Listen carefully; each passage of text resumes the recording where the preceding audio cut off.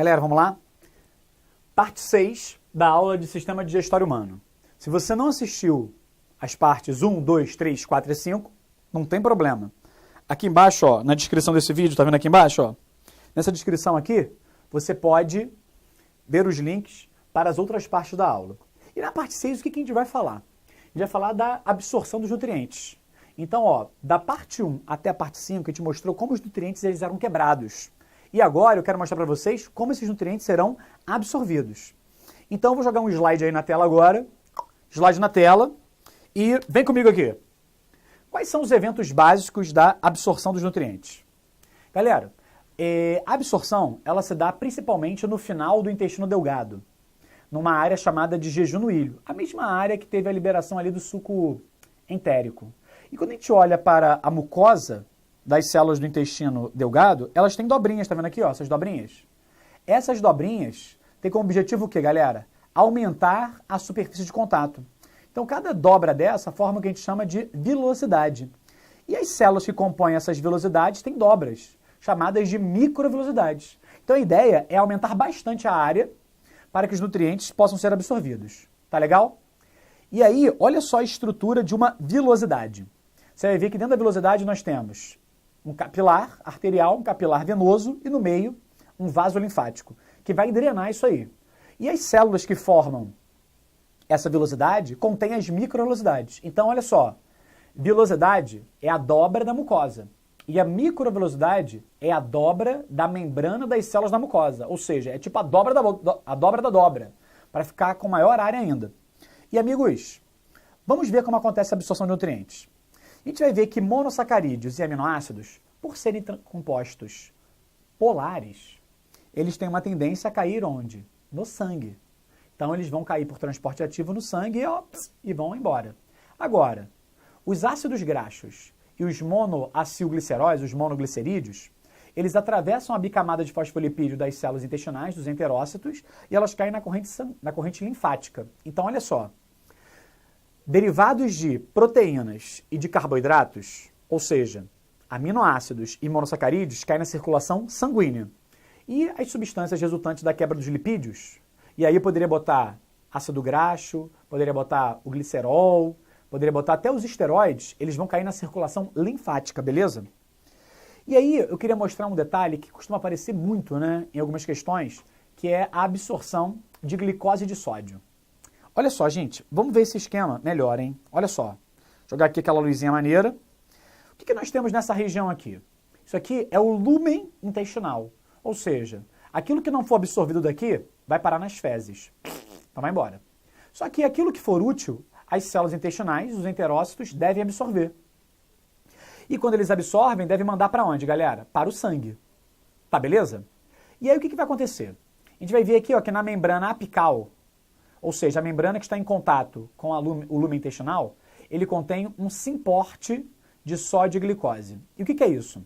É um transporte onde a glicose só entra com o sódio. Então os dois só entram simultaneamente. Só que a sacada é, quando o sódio entra, ele sai da onde tem mais e vai para onde tem menos. Acontece a mesma coisa com a glicose, olha aí. Ela sai da onde tem mais e vai para onde tem menos. Se é um transporte a favor do gradiente, o que acontece quando as concentrações se igualam? Esse transporte para. E a gente não quer que pare. A gente quer que a glicose e o sódio continuem entrando. E aí, qual é a sacada, gente? Tá vendo esse cara aqui? Isso aqui é uma bomba de sódio e potássio. E lembra, a bomba manda qual íon para fora? Qual íon que sai? É o sódio. Então ela vai mandar o sódio para fora, olha aí, ó. O sódio saiu. Se o sódio sai de maneira ativa aqui, a concentração de sódio aqui dentro sempre vai ser baixa. Então a tendência é que o sódio sempre entre. Porque ele está saindo da onde tem mais e vai para onde tem menos. Aí por que tem menos aqui? Porque a bomba mandou ele para fora. Tá, mas se o sódio entra e a glicose não, isso vai dar errado. Então eu preciso que a glicose saia por aqui. Ó. Nós temos um canal GLUT, que é um transportador de glicose, que é um uniporte a mandar a glicose para fora. E nós dizemos que esse transporte aqui, ó, ele depende dessa bomba. De maneira indireta. Você está vendo que o gás de ATP é aqui. Aqui não tem gás de ATP. Então muita gente diz que isso aqui ó, é o chamado transporte ativo secundário. Tá legal? E uma correlação importante. Quando alguém está desidratado, a ideia seria hidratar a pessoa. E você hidrata uma pessoa desidratada só com água? Não. Você dá o famoso soro caseiro, que tem água Sal e açúcar. Sal porque é uma fonte de quê, galera? De sódio. E açúcar, a sacarose, é uma fonte de glicose. E você tem que dar os dois juntos porque os dois só entram juntos na célula intestinal. E quando eles entram, galera, eles vão parar aqui. Ou seja, o seu sangue vai ficar cheio de glicose e cheio de sódio. Vai ficar um meio hipertônico. E se ele ficou um meio hipertônico, aqui ficou hipo. E agora a água entra. Então, gente, a ideia é colocar o sódio e a glicose para dentro do sangue, para que o sangue fique hipertônico, para que a água possa entrar depois. E aí você acelera a absorção de água. Agora, se você tomar um soro que tem só sal, olha o problema. Só sal, só sódio. O sódio não entra sozinho. Então a concentração de sódio aqui, ó, fica alta. Essa região fica hipertônica. Então ao invés de você ganhar água, você perde. Você piora a sua diarreia. Caramba, que coisa horrorosa. Então tem que tomar o soro caseiro. Tem gente que toma misturando sal e açúcar com água. Tem uns frascos, né, que já tem um líquido pronto que você só bebe. E tem alguns lugares que já vendem, né, ou no posto de saúde também é distribuído, um pozinho que você mistura com a água para beber.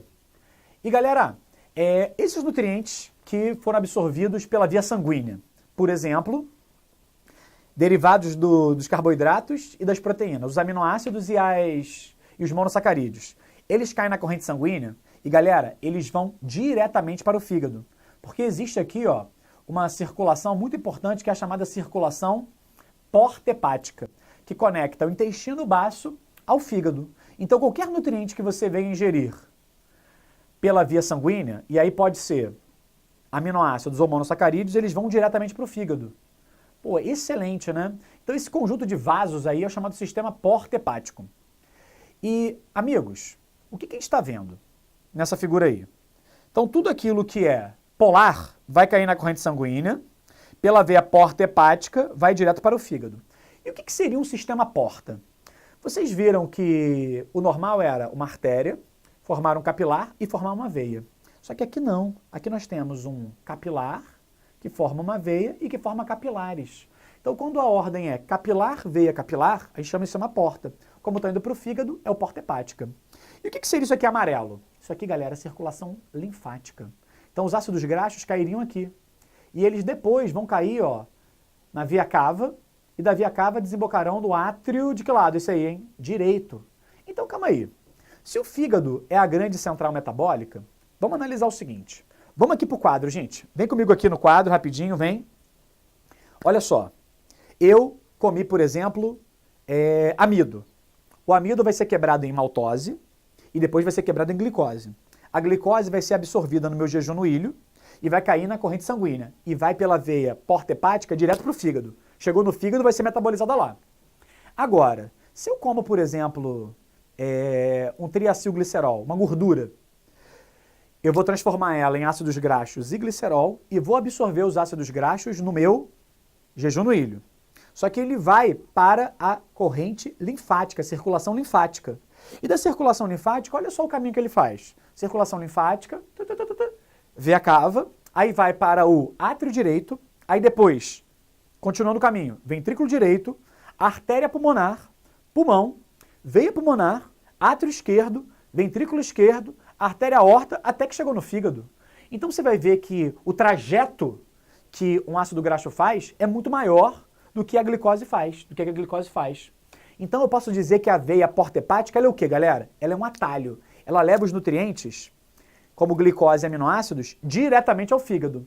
E no caso dos ácidos graxos, por cair na circulação linfática, eles vão desembocar na circulação sistêmica. E eles vão dar uma volta muito grande. Então, ó, uma glicose e o aminoácido chegam muito mais rápido ao fígado do que um ácido graxo. Tá legal? Então vamos voltar para o slide? Então voltando aqui para o slide. E agora, vamos falar do intestino grosso, galera? Que a gente está acabando já, hein? Estamos chegando, ó, nosso objetivo que é no ânus. Quando chegar no ânus é porque acabou essa aula. Galera, acabou o intestino delgado e agora nós começamos o intestino grosso. Então essa bolsa aqui, ó, que é a desembocadura do jejum no ilho, é chamada de seco. Aqui está o apêndice, que eu já falei com vocês.